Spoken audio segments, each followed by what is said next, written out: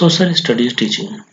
आज हम सामाजिक अध्ययन शिक्षण के अंतर्गत शिक्षण की सामाजिकृत अभिव्यक्ति विधि का अध्ययन करेंगे, जिसे हम इंग्लिश में सोशलाइज्ड रेसिटेशन मेथड भी कहते हैं।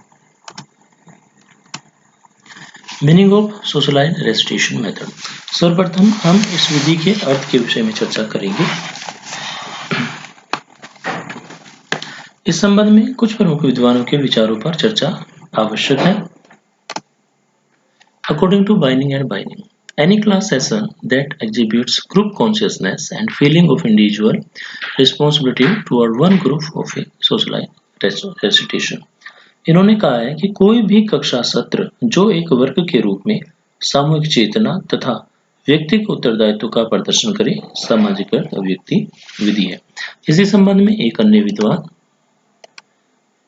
एम्फी मोफात, अकॉर्डिंग टू एम्फी मोफात, ये कहते हैं कि socialised recitation provides a greater opportunity for people participation that does the lecture method. It is a sort of general group discussion with all peoples participating in a cooperative manner by making contribution, asking questions and attempting to solve problems. It may be a method applicable to the introduction of a topic, talking over a significant event and in the preparation for studying a problem. MP मुफात कहते हैं कि सामाजिकृत अभिव्यक्ति व्याख्यान पद्धति की अपेक्षा छात्रों के सहयोग के लिए अधिक अवसर प्रदान करती है। यह एक सामान्य सामूहिक वाद विवाद विधि है जिसमें सभी बालक अपना योगदान देकर, प्रश्न पूछकर तथा समस्याओं के समाधान के लिए प्रयास करके सहयोगी ढंग से भाग लेते हैं। यह विधि किसी प्रकरण की प्रस्तावना, किसी महत्वपूर्ण घटना पर बातचीत करने तथा किसी समस्या के अध्ययन में प्रयुक्त की जा सकती है। इस प्रकार हम देखते हैं कि ये शिक्षण की एक गत्यात्मक विधि है जिसमें विद्यार्थी स्वक्रिया के माध्यम से सीखने के साथ साथ सहकारिता, सहिष्णुता, सामाजिक जागृति, कर्तव्य प्राणता तथा उत्तरदायित्वपूर्ण कार्य करने की क्षमता का विकास भी करते हैं। अब हम इस विधि के कुछ उद्देश्यों पर चर्चा करेंगे। Objective of the social recitation method. Enhance students' prior knowledge.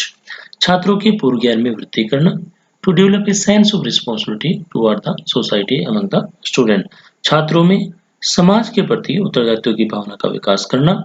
To develop a proper attitude toward society among students. छात्रों में समाज के प्रति उचित दृष्टिकोण का विकास करना। Develop creative ability in the student. छात्रों में रचनात्मक योग्यता का विकास करना। Encouraging students to think and reason. छात्रों में सोचने और चिंतन करने तथा तर्क करने की योग्यताओं का विकास करना। Motivating students for group work. और छात्रों में सहयोग से कार्य करने की क्षमता का विकास करना। Application of socialized recitation method. सामाजिकृत अभिव्यक्ति विधि के प्रयोग। Bining and Bining have described the following forms for the use of this method. एक शिक्षक किन किन रूपों में हम इस विधि का प्रयोग शिक्षण कार्य करते समय कर सकते हैं, इस संबंध में उन्होंने औपचारिक रूप से 4 रूपों का वर्णन किया है। फर्स्ट है फॉर्मल ग्रुप प्लान, औपचारिक वर्ग योजना। In this plan the students conduct their proceedings according to the prescribed. इस विधि में या इस वर्ग प्लान में छात्र निर्धारित नियमों का प्रयोग करते हुए इस विधि का प्रयोग करते हैं और अपनी समस्याओं का समाधान करते हैं। दूसरा है इनफॉर्मल ग्रुप प्लान, अनौपचारिक वर्ग योजना। There is no systematic plan under this. Students and teachers can consider any problem independently. इसमें बिना किसी औपचारिकता के स्वतंत्र रूप से चर्चा परिचर्चा द्वारा शिक्षण कार्य किया जाता है, जिसमें विद्यार्थी और शिक्षक प्रतिभाग करते हैं, यानी यह औपचारिक बाध्यताओं से मुक्त होता है। सेल्फ डायरेक्टिव ग्रुप प्लान, आत्मनिर्देशित वर्ग योजना। Students debate issues and solve their own problems. इसमें विद्यार्थी स्वनिर्देशित ग्रुप का निर्माण करते हैं, वे समस्याएं स्वयं से निर्धारित करते हैं और स्वयं द्वारा ही उन समस्याओं पर चर्चा करके समाधान खोजते हैं। नेक्स्ट है सेमिनार ग्रुप प्लान, सेमिनार वर्ग योजना। A group of students investigates the given problem and put it for the open debates in seminar. Various suggestions are given to solve the problem. At last a report is prepared by the group. इसमें कक्षा में एक seminar का आयोजन किया जाता है जिसमें विद्यार्थी बहुत सारे तर्क वितर्क रखते हैं, परिचर्चा करते हैं, डिबेट्स करते हैं और अंत में एक विस्तृत रिपोर्ट तैयार करते हैं। Characteristics of social recitation method, सामाजिकृत व्यक्ति विधि के गुण या विशेषताएं। This method creates social environment, यह विधि सामाजिक वातावरण का निर्माण करती है to develop qualities of cooperation, harmony, adequate in children. यह बच्चों में सहयोग, सद्भाव व शिष्टाचार के गुण विकसित करती है। It inspire independent thinking, reasoning etcetera in the students. यह छात्रों में स्वतंत्र चिंतन, तर्क आदि के लिए भी प्रेरित करती है। In this method students gate ample opportunity for criticism and evaluation.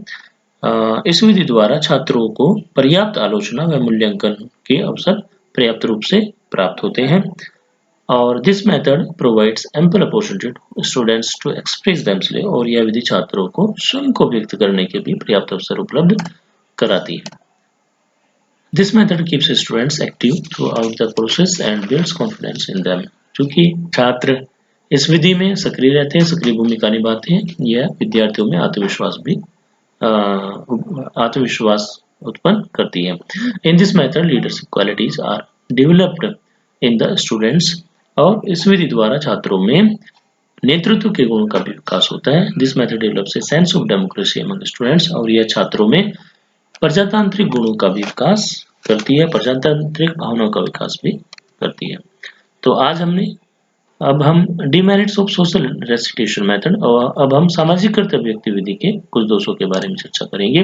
This method is not able to complete the syllabus. पूरा पाठ्यक्रम इस विधि द्वारा पूरा नहीं किया जा सकता। इट टेक्स मोर टाइम, इस विधि में अधिक समय लगता है। In this method teachers position become secondary, और इस विधि में जो अध्यापक है उसकी भूमिका कौन होती है। This method allows the possibility of dominance of few students over other students. और कभी-कभी इस पद्धति का जब हम प्रयोग करते हैं और शिक्षण कार्य करते हैं तो कुछ छात्रों का प्रभुत्व अधिक बना रहता है और कुछ छात्रों का प्रभुत्व अपेक्षाकृत कम होता है। तो आज हमने सामाजिक व्यक्ति विधि के विषय में अध्ययन किया, इसके अर्थ, गुण, दोषों, विशेषताओं और इसके प्रयोग की विधि को जाना।